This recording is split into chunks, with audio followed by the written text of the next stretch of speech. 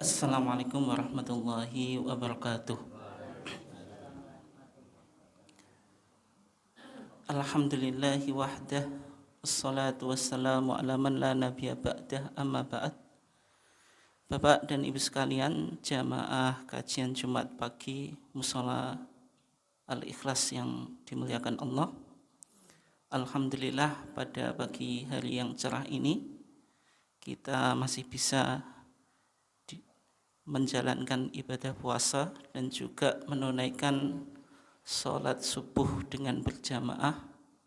Salawat dan salam semoga tetap terlimpahkan kepada junjungan kita Nabiullah Muhammad SAW, keluarganya, sahabatnya, dan seluruh orang yang mengikuti sunnahnya sampai hari kiamat. Insya Allah pada pagi hari ini kita akan mengkaji bersama tentang tuntunan sholat Idul Fitri, dan juga nanti kalau waktunya masih cukup kita lanjutkan zakat fitri. Jadi ada Idul Fitri dan ada zakatul fitri. Yang pertama, apa yang disebut dengan Idul Fitri? Id itu dari kata ada ya'udu idan, artinya kembali. Maksudnya yang kembali apa? Yaitu as-surur, kegembiraan. Kegembiraan itu akan kembali, akan berulang setiap tahunnya. Karena momennya kan lebaran. Lebaran itu suasananya apa? Gembira, ceria itu. Kemudian al-fitri itu artinya berbuka. Maksudnya lebaran yang jatuh ketika kita sudah bisa berbuka, ya.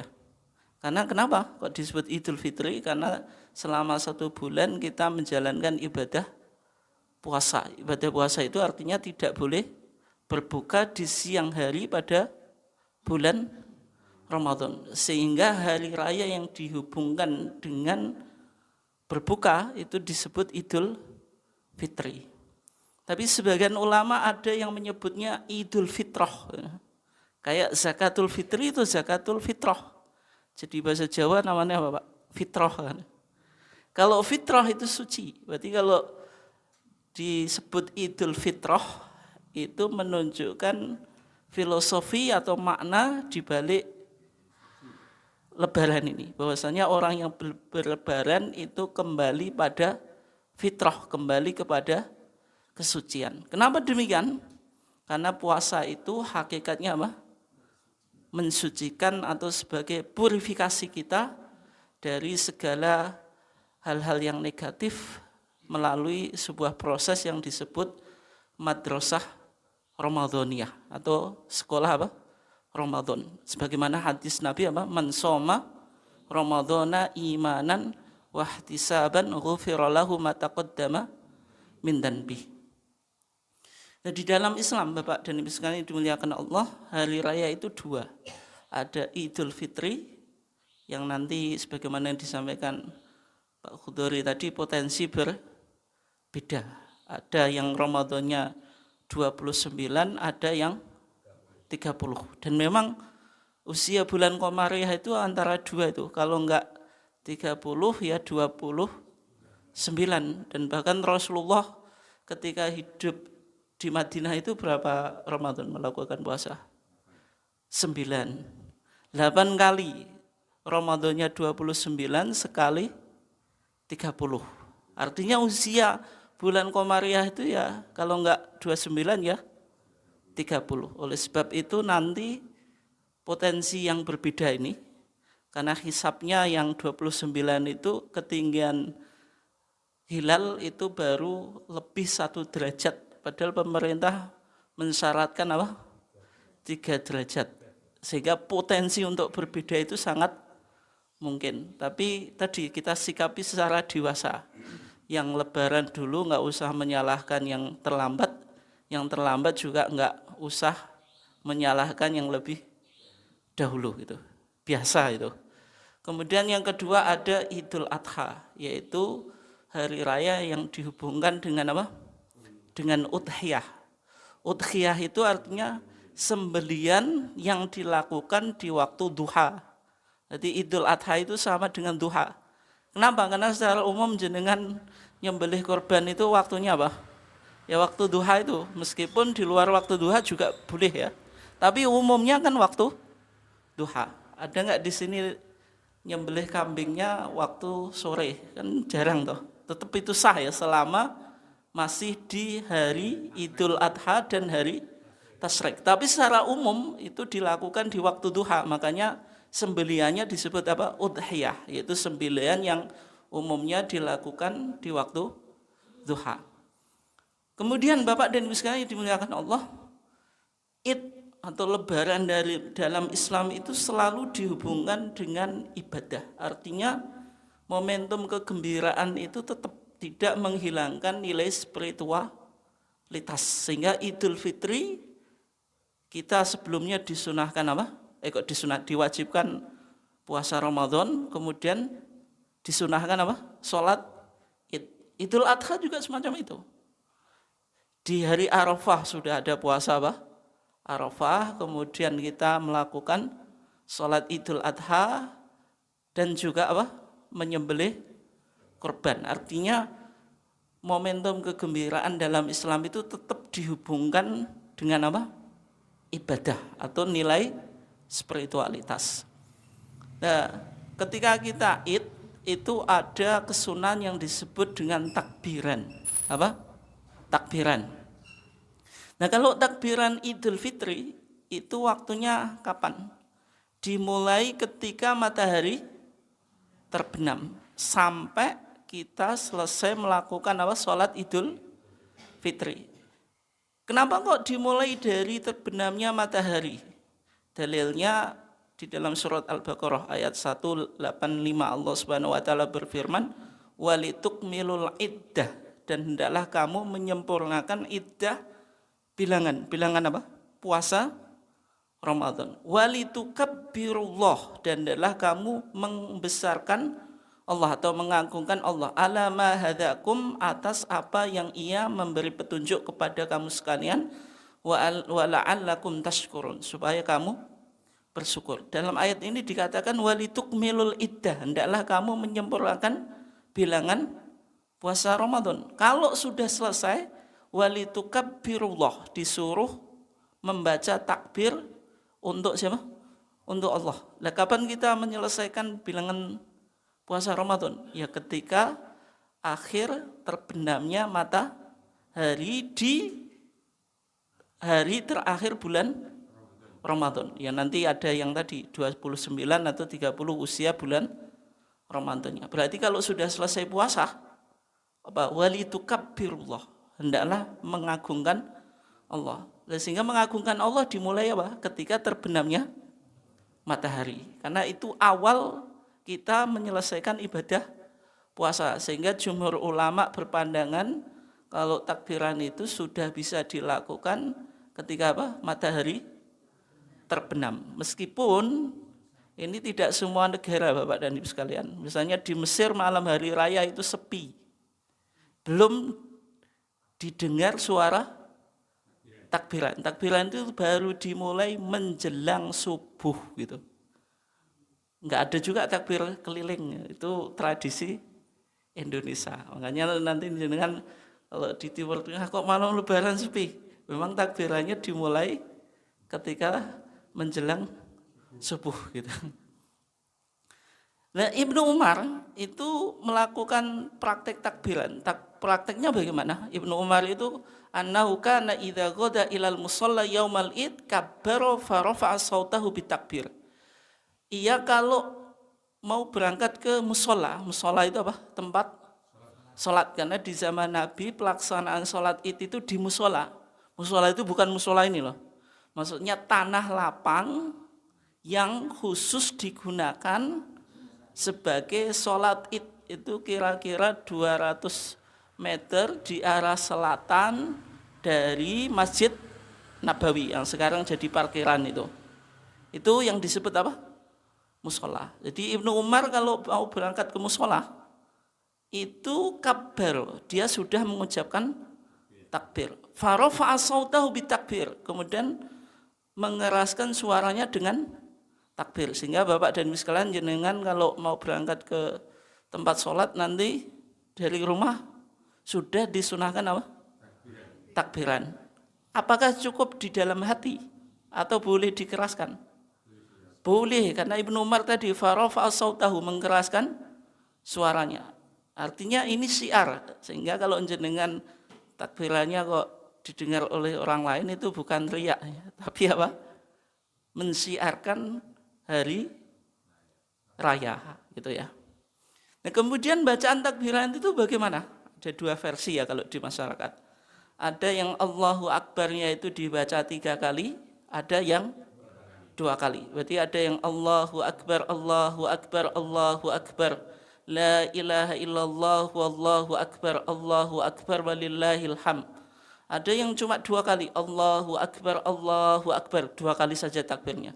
La ilaha illallah, Wallahu Akbar, walillahil hamd. Semuanya itu punya landasan, tidak usah dipermasalahkan. Berarti yang 2 itu bukan kurang 1, kok cuma 2 ya? Padahal kan yang baik 3, ganjil. Memang yang 2 itu punya alasan, sebagaimana hadis Ibnu Umar dan Ibnu Mas'ud. Ya. Kemudian kalau kita takbiran, bolehkah dikomando? Boleh atau enggak Pak? Dikomando itu maksudnya ada yang memimpin takbiran. Biasanya kalau di tanah lapang atau di masjid kan satu yang memimpin, yang lainnya sama makmum Pak ya. Bukan makmum sholat tapi makmum takbiran. Boleh atau enggak itu?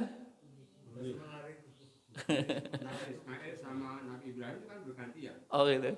Nah, ini bisa kita temukan juga praktek takbirannya Abu Hurairah dan Ibnu Umar. Jadi tokohnya itu dalam masalah sholat itu Ibnu Umar. Ibnu Umar itu Abdullah ibn Umar ibn Khattab. Maksudnya anaknya Umar bin Khattab.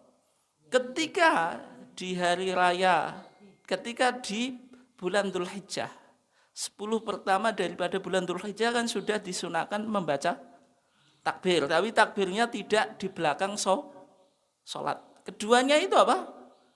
Yakhrujani ila suq, berangkat ke pasar. Yukabbironi, keduanya baca takbir. Wa yukabbiruna subi takbirima, karena orang-orang yang di pasar itu dengar takbirannya Abu Hurairah dan Ibnu Umar, mereka sama-sama mengikuti. Berarti ini kan kayak takbir di komando. Oleh sebab itu takbir di komando itu boleh. Tapi kalau di komando sama kaset Pak, boleh atau enggak? Ya kalau kaset itu nilai ibadahnya ya jauh dengan yang jenengan lakukan. Itu kan cuma mensemarakkan saja, tapi tidak ada nilai ibadah. Yang ibadah kan yang jenengan lakukan, bukan musola atau masjidnya disetali kaset dengan jagung-jagungan. Suruh takbiran kasetnya suruh takbiran Pak. Jadi yang kita yang dianjurkan. Oke. Kemudian waktu itu ada kesunahan pakai pakaian yang bagus. Karena Nabi itu dalam tradisi Nabi itu kana yalbas burda hibarah fi kulli id, memakai pakaian burdah atau wol dari Yaman. Ini pakaian kebesaran Nabi. Setiap id menunjukkan kalau kita disunahkan memakai pakaian yang terbaik. Tapi yang perlu dicatat Pak atau Bu, yang terbaik itu bukan berarti yang terbaru. Sehingga jenengan nggak usah cocokkan pakaiannya ya. Waktu itu, ini kok bagus, belinya di mana, harganya berapa, itu nggak penting ya. Yang penting pakai pakaian yang mencerminkan kita apalagi lebaran, tidak harus baru gitu. Yang penting pantas, masa lebaran pakaiannya sobek-sobek kan gitu. Kemudian juga wangi-wangian, disuruh memakai wangian yang terbaik ini Pak. Tapi kalau ibu-ibu boleh Bu pakai wangi-wangian, tapi menghindari bau yang menggoda. Jangan sampai orangnya lewat tapi baunya masih tertinggal. Ini orangnya mana baunya kok. Nah itu. Yang semacam itu enggak boleh Bu. Tapi wanita pakai wangi-wangian boleh, sekedar menghilangkan badan itu. Sekedar apa menghilangkan kok badan yang hilang bau maksudnya. Menghilangkan badan orangnya hilang Bu ya. Bau badan gitu. Oke. Kemudian yang berkaitan dengan makan. Kalau Idul Fitri makan dulu atau sholat dulu? Kenapa kok makan dulu? Sunahnya gitu. Nggak bisa dilogikakan. Kenapa Bu? Jenengan Idul Fitri makan dulu. Karena sebelumnya kita berpuasa, maka Id itu kita menyelisih kebiasaan sebelumnya. Karena sebelumnya kita nggak makan pagi, maka awal Idul Fitri kita makan pagi. Tapi kalau Idul Adha, sholat dulu. Kenapa sholat dulu? Ngenteni wak wedhus. Karena menunggu daging korban. Meskipun kalau sekarang nunggu ya lesu Pak atau Bu. Pembagian korban kan paling jam 11. Jam 1 juga Pak ya. Tapi secara umum kan ada momentum penyembelihan korban itu, sehingga kalau memungkinkan kan kita sarapan sambil makan daging korban. Meskipun kalau korban sekarang susah dilakukan Pak Tubuh. Kemudian kalau kita berjalan ke tempat sholat, baik di lapangan atau di musola, itu sunahnya jalan kaki itu, masyan. Tapi kalau jauh, boleh kendaraan enggak? Ya boleh, tapi kalau misalnya ditempuh mudah, itu ya lebih baik jalan kaki. Menunjukkan apa? Semarak dan syiar. Dan pulangnya itu lewat jalan yang lain atau melakukan mukhalafatut thoriq, berbeda jalan. Berarti rutenya itu berbeda ya. Kenapa kok demikian? Ya, menunjukkan syiarnya itu. Yang kedua, bahwasanya tempat yang kita lalui itu nanti akan menjadi apa? Saksi itu ya. Tapi kalau jenengan satu rute itu kan kurang semarak Pak. Tapi kalau rutenya pulang dan pergi itu berbeda, itu menjadi semarak. Dan itu sunnah Nabi, bukan sekedar apa? Kreasi. Bukan, itu memang yang dilakukan Nabi semacam itu. Ya. Kemudian sholat Id itu dianjurkan untuk dihadiri oleh semua umat Islam. Yang menjadi pertanyaan, bagaimana status wanita yang haid Bu? Haid itu boleh sholat dan boleh puasa atau enggak? Tidak. Orang haid ikut sholat Id, boleh enggak? Sholatnya? Tidak. Tapi jenengan tetap dianjurkan untuk menghadiri tempat sholat Bu. Tapi kalau misalnya di masjid ya enggak usah masuk masjid. Kalau di lapangan ya enggak usah bikin soft sholat. Tapi cukup hadir. Kenapa kok demikian?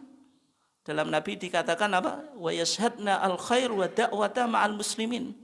Supaya tadi menyaksikan kebaikan, menyaksikan syiar atau Id Islam dan juga dakwah bersama orang muslim. Artinya apa? Mendengarkan khutbah. Artinya meskipun orang haid itu tidak ikut sholat Id, tapi tetap dianjurkan untuk mendatangi tempat sholat Id. Nah, meskipun ini mungkin belum menjadi tradisi Pak. Dan juga misalnya ada ibu-ibu yang mempraktekkan enggak melok sholat kok teko bereng. Padahal ingin melakukan sunnah Nabi. Ya, ini kan butuh panitia paham, yang wanita haidnya juga paham. Ini memang agak susah ya. Nanti dikomplain panitia, ini mek opo iki ora melok salat kok teko kan. Kemudian tempat sholat Id itu di mana? Ada dua pandangan ya. Ada yang mengatakan di masjid, sebagaimana mazhab Syafi'i menganggap kalau masjid itu tempat yang paling mulia, sehingga sholat Id ya baiknya di masjid. Ada yang menganggap, ini jumhur ulama, itu di musola, di tanah lapang. Kenapa? Karena dalam prakteknya Nabi selama hidupnya melakukan sholat Id di lapangan. Hanya sekali Nabi melakukan sholat Id di masjid. Itu pun karena ada udzur, yaitu hujan lebat. Annahum asabahum matorun. Ketika itu turun hujan lebat. Nah, sehingga Ya dua pandangan itu. Sehingga di Indonesia juga ada yang di masjid, ada yang di lapangan. Dan semuanya punya alasan. Okay. Berikutnya waktu sholat Idul Fitri. Waktunya kalau sholat Idul Fitri itu lebih siang atau lebih pagi? Siang. Kalau sholat Idul Adha? Kenapa? Kenapa Pak? Boleh wedhus ya. Beno boleh wedhusnya cepet ya. Kok iwak wedhus sing dibahas. Ya, kalau Idul Fitri itu agak siangan. Dalam pandangan ulama itu ala qadri romhain, atas sekedar 2 tombak. Kalau Idul Adha itu ala qadri romhain, ketinggian matahari 1 tombak itu. Kenapa kok demikian? Karena di Idul Fitri kita dianjurkan bayar zakat fitri. Zakat fitri itu kan ditunaikan sebelum sholat, sehingga waktunya dikasih lebih siang, karena agar kita lebih punya waktu yang agak cukup. Gitu. Tapi kalau Idul Adha dianjurkan lebih pagi. Kenapa Pak? Biar beleh wedhusnya cepet tadi Pak kan ya. Kan semakin baik menyegerakan penyembelihan korban ya semakin baik gitu. Kemudian sekarang kaifiyahnya. Salat Idul Fitri itu berapa rakaatnya? Rakaatain, 2 rakaat. Tidak ada salat sunnah qobliyah dan ba'diyah itu. Artinya tidak ada qobliyah dan ba'diyah sebagaimana hadis Ibnu Abbas. Nabi itu keluar pada hari raya Idul Adha dan Fitri, fasalla rakaatain. Nabi salat 2 rakaat. Lam yusolli qablaha wala ba'da. Nabi tidak salat sebelum salat Id itu maupun setelahnya. Tapi kalau jenengan salatnya di masjid, tahiyatul masjid enggak? Ya, kalau di masjid ya masih berlaku keumuman salat tahiyatul masjid. Tapi kalau di tanah lapang tidak ada salat tahiyatul lapangan Pak. Tapi kalau di masjid ya melakukan sholat tahiyatul masjid sebagaimana keumuman perintah melakukan sholat tahiyatul masjid gitu. Ya boleh. Boleh, tapi ya, kalau ya bisa juga memakai dalil keumuman, tapi yang dipraktekkan oleh Nabi ketika sampai di musola ya tidak melakukan sholat apapun ya. Meskipun kalau pakai dalil umum ya setelah wudhu ya tetap ada 2 rakaat sunnah wudhu. Kemudian sholat itu tidak ada adzan dan qomat, karena adzan dan iqomah itu hanya untuk apa Pak? Sholat wajib. Selain sholat wajib itu tidak ada adzan dan iqomah. Ada gak seruan as-sholatu jami'ah atau as-sholata jami'ah? Itu khilaf ya, ada perbedaan di kalangan para ulama. Tapi kalau sholat kusuf, jadi Pak Khudari bilang tanggal 20 April itu akan terjadi gerhana bulan gerhana matahari hibrid. Gerhana matahari hibrid. Yaitu gerhana matahari total dan cincin secara bergantian dalam satu waktu itu. Nanti jenengan bisa diupdate informasinya ya kalau mau melakukan sholat gerhana.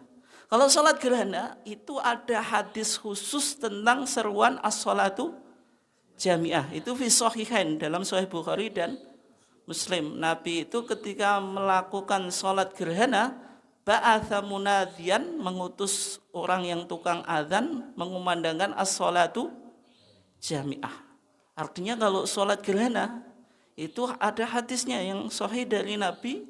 Nabi tidak melakukan azan dan qomat, tapi menyerukan as-sholatu jami'ah. Tapi selain itu khilaf ya. Meskipun kalau dalam mazhab Syafi'i sholat sunnah yang dianjurkan berjamaah itu ada seruan as-sholatu jami'ah, tapi pakai kias. Pakai apa? Kias. Sehingga sholat id ya ada as-sholatu jami'ah kalau dalam mazhab Syafi'i. Sebagian ulama mengatakan la qiyasa fil ibadah. Qiyas itu tidak berlaku dalam konteks ibadah itu. Sehingga jenengan yang penting bisa memahami. Kalau pakai as-sholatu jami'ah itu sholat id mengikuti mazhab apa? Syafi'i. Dikiaskan sholat gerhana. Kalau yang tidak pakai itu juga punya alasan. Alasannya apa? Karena tidak ada kias dalam ibadah yang dilakukan Nabi mengganti azan dan qomat dengan as-sholatu jami'ah itu hanya di sholat apa? Gerhana. Bisa dipahami Pak? Betul, bisa ya? Nah, intinya alasan keduanya semacam itu ya. Kemudian bagi imam itu dianjurkan memakai sutroh. Sutroh itu apa? Pembatas. Nabi itu kalau hari raya Id, Bapak dan Ibu sekalian, sholat Id itu amara bil hirbah, memerintahkan supaya hirbah itu pisau tapi yang pendek itu Pak. Kalau membunuh orang pakai di sini loh, yang lincipnya itu menikam ya. Ya, kalau tombak itu kan kita gini, tapi kalau hirbah itu gini, pisau yang kecil itu diletakkan di depannya, dibuat sutroh. Ketika Nabi memimpin sholat Id, kalau kita sekarang ya kalau di Jawa kan nggak ada Pak pakai pisau. Kalau dulu orang Jawa pakai keris ya. Maksudnya senjata itu. Ya kalau sekarang misalnya pakai sajadah itu juga sudah bisa pengganti sutroh. Tapi itu imamnya. Kalau makmum itu kan sutrohnya mengikuti imam gitu. Ya fungsinya apa? Supaya tidak lewat di depan imam ketika sholat apa? Orang yang lewat di depan imam ketika imamnya apa? Sholat. Kalau makmum itu sutrohnya mengikuti sutroh imam. Dan sekarang berikutnya tata cara sholat Id itu. Sholat Id itu dilakukan sebagaimana sholat yang lainnya yang jumlahnya 2 rakaat itu. Berarti sholat yang 2 rakaat apa? Sholat subuh, sholat Jumat, sholat qobliyah, sholat ba'diyah. Yang membedakan sholat Id itu hanya ada takbir zawaid. Takbir apa Pak? Zawaid. Zawaid itu takbir tambahan. Jumlahnya berapa? Sab'an fil ula, 7 di rakaat yang pertama, wa khamsan fil tsaniyah, 5 di rakaat yang kedua. Jumlah semuanya berapa? 12 atau 75. 7 di rakaat pertama, 5 di rakaat kedua. Tapi 7 yang di rakaat pertama itu tanpa menghitung takbiratul ihram. Berarti kalau sama takbiratul ihram ya berapa? 8 itu.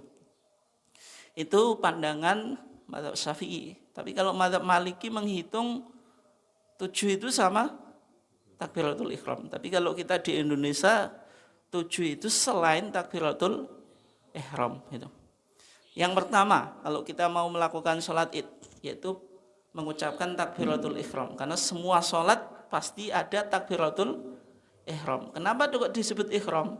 Karena takbir ini mengharamkan segala sesuatu yang tidak ada hubungannya dengan sholat. Jadi kalau jenengan sudah Allahu Akbar, makan boleh enggak? Enggak boleh. Kalau jenengan makan, sholatnya batal. Makanya disebut apa? Takbir ihram yang mengharamkan. Apa yang diharamkan? Segala sesuatu yang tidak ada hubungannya dengan sholat. Nah, itu. Kemudian setelah membaca takbiratul ihram, baca doa iftitah atau enggak Pak Tebu? Allahu Akbar. Atau langsung Allahu Akbar. Terus Allahu Akbar baca doa iftitah atau enggak? Salat Id. Baca. Salat iftitah tetap doa iftitah tetap ada. Berarti Allahu Akbar jenengan membaca doa iftitah. Doa iftitahnya apa? Allahumma ba'id boleh. Wajjahtu boleh. Allahu Akbar kabira boleh itu. Ya terserah jenengan yang doa iftitah yang jenengan hafal itu. Setelah baca doa iftitah, takbir zawaid. Jumlahnya berapa tadi? 7 gitu. 7. Takbir zawaid itu ngangkat tangan atau tidak? Nah, itu ada 2 pandangan. Yang pertama, mengangkat tangan. Kenapa? karena memakai dalil keumuman. Kalau Nabi itu sholatnya dalam posisi berdiri, ketika mengucapkan takbir pasti ngangkat tangan. Jangan perhatikan Pak, kalau kita sholat posisi kita berdiri, ketika membaca takbir itu pasti ngangkat tangan. Takbiratul ihram posisi kita berdiri enggak? Ya, mau rukuk baca takbir enggak? Baca. Ngangkat tangan enggak? Ngangkat. Tapi kalau tidak posisi berdiri, misalnya jenengan sujud, bangkit dari sujud ke duduk di antara dua sujud, posisi kita duduk. Baca takbir enggak? Baca takbir intikal. Ngangkat tangan atau enggak? Tidak itu. Sehingga pendapat yang pertama Pak menganggap karena takbir zawaid itu posisi kita berdiri, berarti ngangkat tangan. Meskipun hadis yang bicara khusus tentang itu hadisnya dhaif ya. Nah, pandangan yang kedua itu enggak usah ngangkat tangan. Tapi kalau di Indonesia umumnya mengikuti mazhab Syafi'i yang ngangkat apa? Tangan. Nah, di antara takbir zawaid itu ada bacaan atau tidak? Bacaannya apa, Bu? Apa? Yang baca subhanallah, walhamdulillah, wala ilaha illallah, wallahu akbar. Itu yang mengatakan ada bacaan. Tapi yang jelas dari Nabi tidak ada khusus praktek Nabi tentang apa? Bacaan di antara sela-sela takbir. Makanya ada yang berpandangan ada bacaannya, ada yang tidak. Yang jelas tidak ada hadis yang dari Nabi secara khusus ada bacaan di antara apa? Takbir zawaid itu. Nah, yang berpandangan ada bacaan itu menggunakan dalil prakteknya Ibnu Abbas dan Ibnu Mas'ud. Berarti pandangan sahabat. Karena pandangan sahabat itu bisa jadi dalil atau tidak. Perdebatannya di situ ya. Nah, intinya yang tidak pakai takbir ya memang mengatakan apa? Tidak ada hadis secara khusus dari Nabi. Kalau yang tidak pakai takbir, yang tidak pakai bacaan, yang bilang ada itu mengikuti Ibnu Abbas dan Ibnu Mas'ud. Bisa dipahami ya? Ya. Tapi keduanya itu tidak ada apa? Hadis secara khusus dari Nabi. Berikutnya Bapak dan Ibu sekalian, setelah itu baca isti'adzah karena kita mau apa? Baca Al-Qur'an. Setelah itu Al-Fatihah, terus amin, terus apa? Baca surat. Cumanya ada bacaan surat yang sering dipraktikkan oleh Nabi ketika sholat Id. Di rakaat pertama baca apa? Sabbihisma. Di rakaat kedua baca hal ataka hadithul ghasyiyah atau al-ghasyiyah. Tapi kalau misalnya imamnya enggak baca surat ini, sholatnya sah atau enggak? Sah gitu. Tapi kalau mau mengikuti praktek Nabi itu sunnah Nabi itu kalau sholat Id di rakaat pertama baca Sabbihisma rabbikal a'la, yang di rakaat kedua baca apa? Hal ataka hadithul ghasyiyah. Kenapa, Bu? Enggak hafal. Ini imamnya udah, Bu. Ya. Jenengan makmum cukup mendengarkan gitu. Makmum itu tidak usah membaca surat. Meskipun kalau Al-Fatihahnya itu khilaf, ada di kalangan para ulama cukup mendengarkan, ada yang baca. Tapi kalau surat itu sepakat ya. Artinya makmum tidak usah baca surat itu. Yang diperdebatkan itu hanya Al-Fatihahnya. Ada yang mencukupkan karena imamnya sudah baca, ya makmum cukup mendengarkan. Ada yang mengatakan Al-Fatihah itu ya tetap berlaku untuk makmum ya. Berikutnya tadi berarti surat, kemudian selanjutnya sama dengan sholat yang lain, tidak ada bedanya tadi. Oke ya. Nah, setelah sholat itu ada kesunahan khutbah. Karena di hadis Abi Sa'id Al-Khudri, Nabi itu setelah sholat fayaqumu muqabilan nas. Nabi itu berdiri menghadap jamaah. Wa nasu julusun ala sufufihim, dan jamaah atau sahabat-sahabat itu duduk di saf-saf mereka. Fayaidhuhum, Nabi ngasih nasihat, wa yusihim ngasih wasiat, wa ya'muruhum, dan Nabi memerintah. Artinya Nabi melakukan khutbah. Hanya saja hadisnya cuma semacam ini, Pak. Sehingga memunculkan dua pandangan di kalangan para ulama. Khutbah sholat itu khutbahnya satu atau dua. Yang dua itu mengkiaskan khutbah Jumat. Khutbah dua itu apa, Bu? Sing jenengan jarang ikut sholat Jumat, Bu. Maksudnya apa? Orang khutbah itu kan kalau Jumat 2 kali. Duduk, kalau khutbah Jumat ya, nanti di tengah-tengah khotib itu apa? Berhenti terus duduk di antara 2 khutbah. Berarti yang sebelum duduk tadi khutbah pertama, yang setelah duduk khutbah kedua. Nah, sholat Id itu apakah sama dengan khutbah sholat Jumat? Yang pakai kias berarti sama 2 kali. Yang tidak, karena hadisnya tidak menjelaskan berapa kali jumlah khutbahnya Nabi, sehingga dipahami ya satu saja gitu ya. Bisa dipahami atau enggak ya? Atau malah bulet? Bisa ya? Yang penting kan saya jelaskan, oh ini dalilnya, ini loh maksudnya. Oke. Dan kemudian di dalam khutbah itu sebagaimana khutbah-khutbah yang lainnya, diawali hamdalah, ada yang berpandangan apa? Diawali dengan takbir.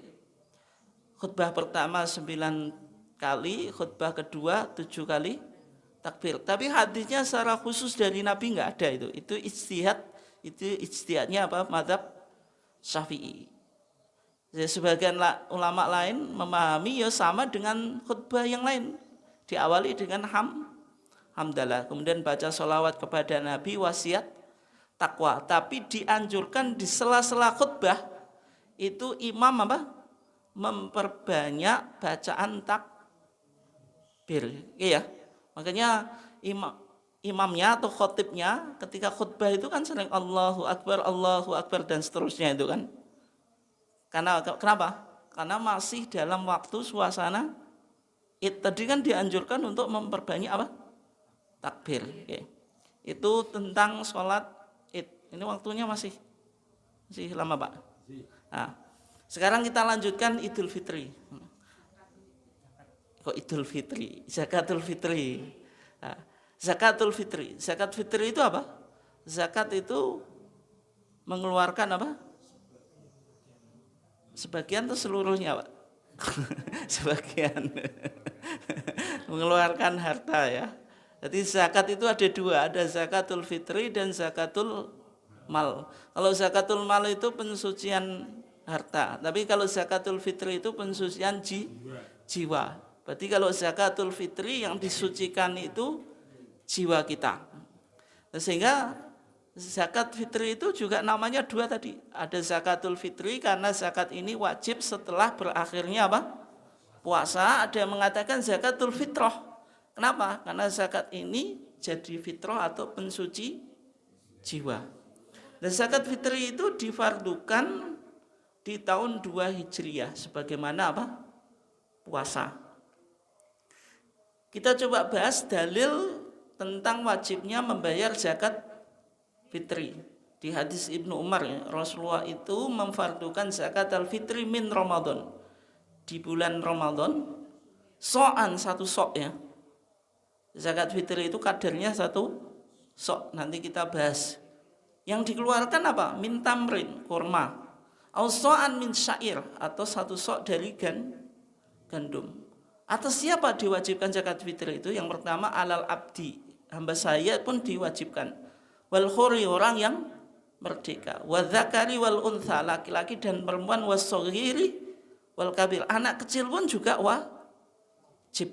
Minal muslimin, dari orang muslim. Wa amara biha an tu'adda, dan Nabi memerintahkan zakat fitri itu dikeluarkan qabla khurujin nasi ila shalah, sebelum orang-orang itu pergi ke sholat. Itu berarti satu hadis ini memberikan gambaran banyak hal, Pak. Yang pertama, faradha Rasulullah SAW zakat al-fitri. Berarti hukum zakat fitri apa? Wajib. Zakat fitri itu waktunya kapan? Min Ramadan. dari bulan Ramadan. Nanti kita bahas kapan waktunya itu, orangnya harus disyaratkan apa? Mendapatkan akhir bulan Ramadan dan awal bulan Syawal. Oke ya? Berarti zakat fitri itu wajib ketika matahari terbenam di akhir bulan Ramadan, berarti apa? Awal bulan Syawal, karena bulan dalam Islam itu diawali apa? Diawali apa? Terbenamnya matahari itu. Nah, sehingga Bapak dan Ibu sekalian, kalau jenengan Bu punya anak ya, melahirkan setelah sholat maghrib malam Idul Fitri, wajib menzakati anaknya enggak? Atau bayinya? Iya, wajib Bu. Setelah maghrib. Kenapa tidak Pak? Karena anak itu belum jenengan miliki ketika akhir Ramadan, kan tadi setelah maghrib gitu. Kalau jenengan Pak, misalnya ingin nikah ya, payah Pak, guyon Pak.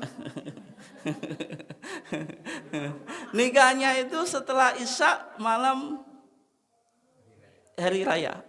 Istrinya wajib dizakati atau enggak Pak? Enggak zakat ibu deh, enggak zakat ibu. Wayuh bareng neko-neko. Oh, contoh. Daripada saya ngasih contoh diri saya, kan lebih baik ngojlokin jenengan. Wajib dizakati atau enggak Pak? Tidak. Kenapa? Karena wanita tadi belum jenengan miliki akhir bulan Ramadan, kan tadi waktu Isya. Tapi kalau jenengan nikahnya misalnya jam 5 di akhir bulan Ramadan, istrinya wajib atau enggak? Malam songo Bu? Wajib. Itu ya. Nah, sekarang kalau orang meninggal Pak, meninggalnya jam 5 akhir Ramadan, wajib atau enggak? Jam 5 akhir Ramadan, jam 5. Jam 5 itu matahari sudah terbenam. Berarti wajib atau enggak? Kok wajib toh? Belum wajib. Kenapa belum wajib? Belum mendapati awal Syawal. Tapi kalau meninggalnya setelah maghrib malam, wajib zakat itu enggak? Wajib. Kenapa? Karena tadi ketika matahari terbenam masih hidup. Bisa dipahami ya? Itu oke. Enggak, kita bicara hukum Bu ya. Kalau hati mamang dizakati itu ya Bu, ya nanti kan masalahnya kan ibadah. Ini wajib atau tidak gitu. Oke. Kemudian yang digunakan untuk zakat itu kalau dalam hadisnya itu kemudian ya tamar, kemudian syair. Tamar itu apa? Kurma. Syair itu gandum. Di hadis itu cuma 4 Pak yang Nabi itu mengeluarkan zakat fitri, dari kurma, gandum, terus zabib. Zabib itu Pak, anggur yang dikeringkan itu. Kita nyebutnya apa? Kismis apa tuh? Kemudian akid itu keju. Itu makanan yang umum dimakan di negara Arab. Nah, sekarang kita di Indonesia pakai apa? Beras. Nabi pernah zakat fitri pakai beras Pak? Enggak. Tapi kok jenengan pakai beras? Nah, karena dipahami ini kias ini kias karena dipahami ini sebagai makanan pokok itu. Kemudian kadar zakat fitri itu 1 sok. 1 sok itu berapa? 1 sok itu berapa mud Pak? Berapa Bu? 1 sok itu 4 mud. 1 mud itu berapa? Kalau jenengan 2 tangan ini ya, digabungkan, dibuat ngambil beras itu misalnya. Nah, ini 1 mud. 1 sok itu 4 kali, berarti 4 mud gitu. Berarti jenengan nyawuk beras, ngerawuk Pak ya, yaitu 4 kali. Itu 1 Tapi syaratnya tangannya enggak kecil atau enggak terlalu besar, yang sedang, yang standar itu. Ya, sehingga satu cawukan itu sekitar 6 ons. Sehingga 6 kali 4 berapa? 24, berarti 2 kilo 4 ons. Karena digenapkan ya 2,5 kilo, karena ada berasnya, ada lasnya, ada apa lagi? Kerikilnya, macam-macam itu. Akhirnya digenapkan 2,5 kilo. Tapi sebagian sekarang 2,5 kilo masih kurang, ya 3 kilo. Tapi intinya ya itu perbedaan cara hitungnya. Tapi yang umum 2,5 kilo. Tapi kalau jenengan zakatnya 3 kilo itu ya tidak apa-apa, ya bagus gitu. Ya.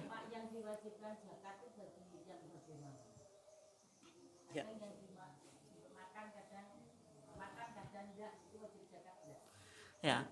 Yang penting dia punya kelebihan harta di hari raya dan malam hari raya. 1 hari 1 malam itu berapa, Pak? Kalau kita standar untuk hidup 1 hari semalam berapa? Untuk bisa makan itu loh. Ya nanti enggak nanti yang wajib itu kepala ke keluarga. Maksudnya untuk dirinya dan keluarganya itu berapa? Dan jenengan kalkulasi. Ya nanti kan satu keluarga dengan yang lainnya beda. Misalnya 50 dengan anggota keluarga. Berarti kalau punya kelebihan rezeki 50, punya 100, berarti wajib gitu. Tapi kalau misalnya kurang dari 50, enggak wajib gitu. Bisa dipahami ya? Yang punya kelebihan harta sehari semalam itu. Kan nilainya kan tidak besar. Beda dengan zakatul mal yang harus sampai nisabnya. Dan siapa saja yang diwajibkan? Baik budak, orang merdeka, wanita, laki-laki, anak kecil pun kena. Ya. Tapi tidak dibebankan anak kecilnya itu, tapi dibebankan orang yang memberikan nafkah itu. Kemudian di sini dijelaskan waktunya. Waktunya itu tadi ditunaikan sebelum berangkat ke tempat sholat. Gitu. Kemudian di hadis Ibnu Abbas, Pak, ini dijelaskan tujuan zakat fitri itu apa? 2 ya. Yang pertama tuhratan lisoin, sebagai purifikasi orang yang berpuasa, minal lagwi warofas, dari perkataan yang sia-sia dan kotor. Karena kita dalam puasa, Pak, itu rata-rata meskipun kita tidak makan, tidak minum, tapi poso terhadap omongan itu yang susah, Pak. Cek miso-miso, cek serengan macam-macam. Maka zakatul fitri itu pensuci dari hal-hal yang kotor ini yang ketika kita lakukan pada saat apa? Puasa. Yang kedua, wa tu'matan lil masakin. Ini dimensi sosial ya. Bahwasanya tujuan zakat fitri itu sebagai makan untuk orang-orang miskin. Karena kita kan hari raya gembira, masa orang miskin tidak boleh bergembira. Maksudnya kita sharing kebahagiaan pada saat Idul Fitri dengan memberikan zakatul fitri kepada orang miskin. Sehingga prioritas zakat fitri itu pada orang miskin ya, sehingga kalau kita coba bahas Bapak dan Ibu sekalian, zakat fitri itu tujuannya tadi 2 tadi. Yang pertama tuhratan lisoim, sebagai purifikasi, pensuci, penyempurna ibadah orang yang berpuasa. Yang kedua dimensinya sosial, wa tu'matan lil masakin, untuk memberi makan orang miskin. Tapi fungsi zakatul fitri, Pak, itu sebenarnya fungsinya harus dipahami fungsi yang ke depan. Ada nilai-nilai yang ingin yang ditanamkan, Pak. Artinya tetap ya, semua zakat itu sebenarnya apa? Ingin mengubah keadaan mustahik menjadi muzaki. Itu yang diharapkan di Islam di semacam itu ya. Artinya orang yang dikasih zakat itu ke depan ya bisa menjadi muzaki gitu. Kemudian menghilangkan kesenjangan sosial. Ini karena ibadah ini juga dimensinya apa? Sosial, sehingga juga menjamin kehidupan. Ini fungsi zakat Fitri. Mungkin sekian Bapak dan Ibu sekalian, bisa dikembangkan melalui tanya jawab ya dari dua topik tersebut.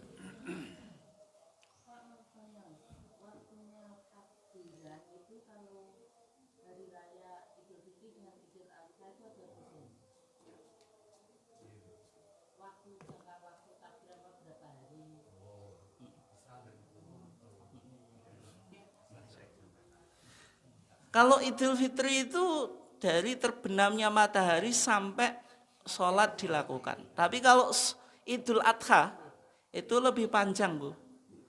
Idul Adha itu ada takbir mursal, ada muqayyad.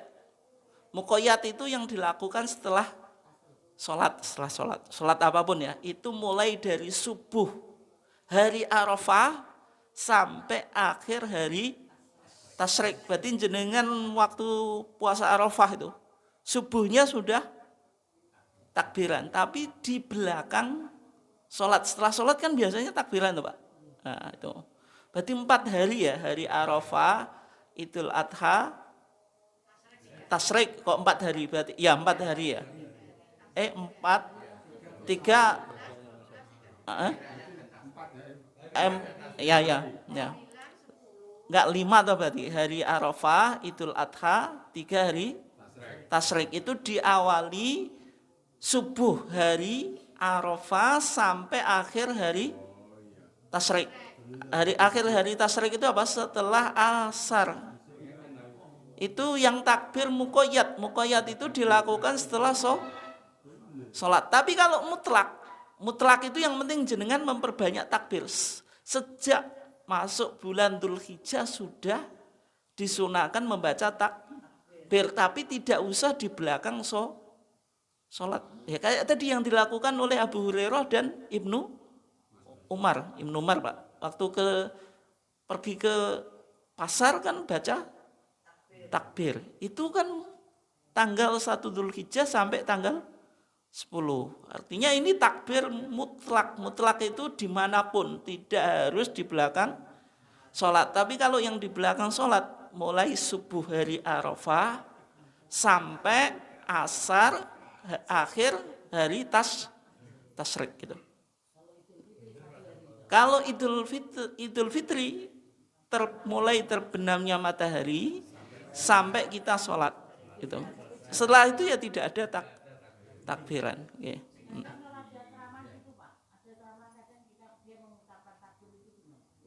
Maksudnya ada? Enggak, itu di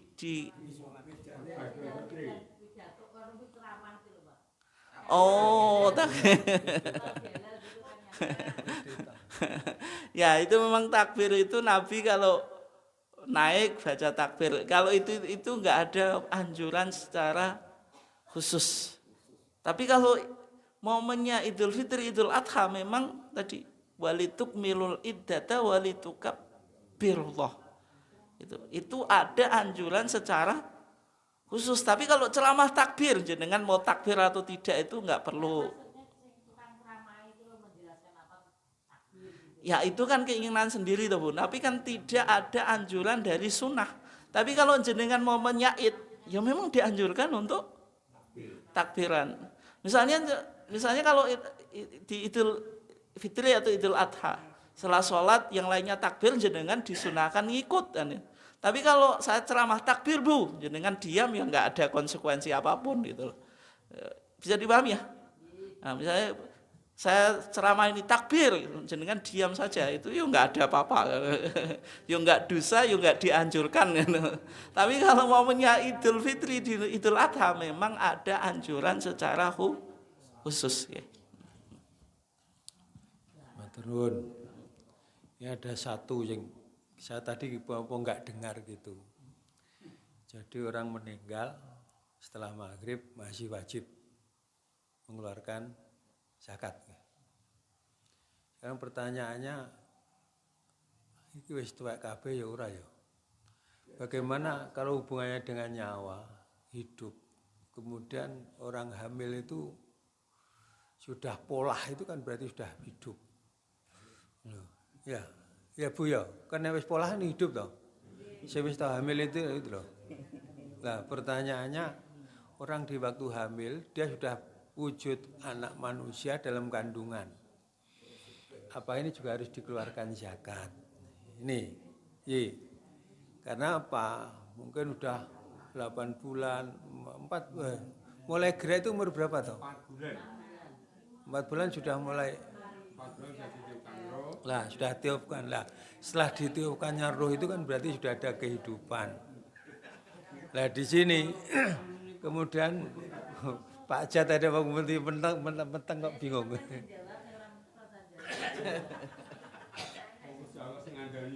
Ini kami tanya, lah itu kemudian, itu kan berarti sudah ada kehidupan. Kalau ada kehidupan, dengan kehidupan berarti ada kewajiban bayar zakat. Lah kemudian tahap bertanya berikutnya adalah, ketika zaman sekarang sudah bisa di, apa kuwi, nek didelok bayi apa? Di USG. Nek siji, anake siji 2,5 kilo. Loro, telu, papat, kemarin kapan? Kita melihat berita itu. Lahir telu ya. Nah, ini cara menghitung zakatnya piye ini. Ini kok karo ngantuk-ngantuk ngrungokno wong meteng kuwi ngetokno zakat apa ora kan itu. Lah ini para ibu-ibu semua yang putra-putranya saya produktif nom-nom ini kan perlu dienggo ilmu, dienggo ngelingno ya bojo kok nggih. Oh nduk iki USG pira ngene-ngene. Lah ini butuh jalan ngaji, engko ditularke nang anak putune. Nah jenengan wis ora meteng neh to?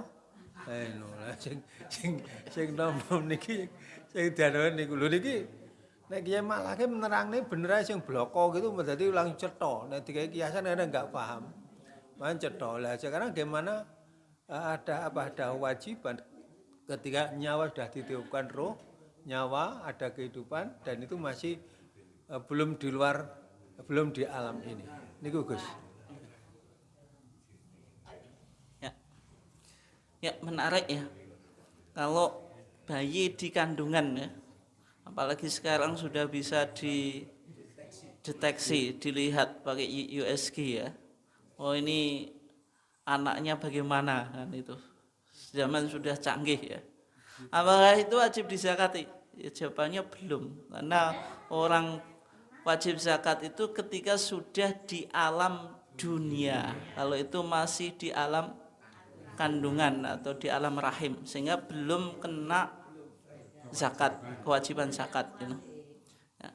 Tapi kalau sudah lahir, meskipun ya baru lahir, itu kalau tadi syarat zakat fitri itu patokannya gitu loh Pak Teguh, dia mendapati akhir bulan Ramadan, awal bulan Syawal, sehingga patokannya terbenamnya matahari akhir bulan Ramadan. Itu patokannya apa gitu ya. Makanya tadi kalau orang nikah setelah apa? Setelah maghrib akhir bulan Ramadan atau malam Lebaran, jawabannya wajib zakat atau enggak tadi? Tidak. Tapi kalau orang meninggal, Pak, setelah maghrib akhir bulan Ramadan atau malam Lebaran, wajib zakat atau enggak? Wajib. Tapi kalau orang nikah tidak. Kenapa?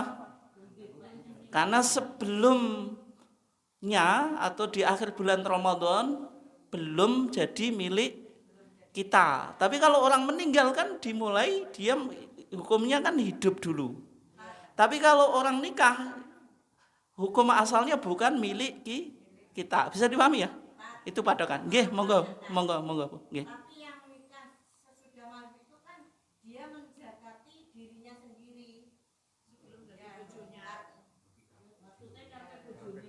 Ya, berarti dia menzakati dirinya sendiri. Tapi kalau ya. Ya maksud saya gitu, Pak. Maksud saya gitu, Bu. Kan tadi kan diwajibkan orang yang memberi nafkah ketika sudah jadi istri, itu kan kewajiban laki-laki mengeluarkan apa zakat fitrinya gitu. Ya. Nggih. Ini selalu jadi pertanyaan, Pak.